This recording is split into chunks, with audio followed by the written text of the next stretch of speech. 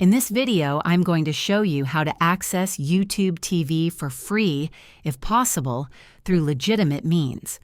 While YouTube TV is a paid subscription service, there are a few ways to try it without cost. First, YouTube TV often offers a free trial, typically lasting 7 days, for new users.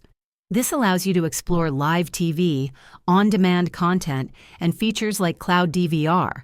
Be sure to cancel before the trial ends to avoid being charged the monthly fee of $72.99. Another option is sharing a subscription with family members or friends. YouTube TV allows up to 6 user profiles under one account, so you can split the cost and access it for free as an authorized user.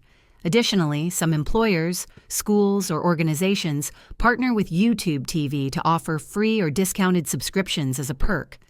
Check if you're eligible. Lastly, keep an eye out for promotions or special events where YouTube TV might offer limited-time free access.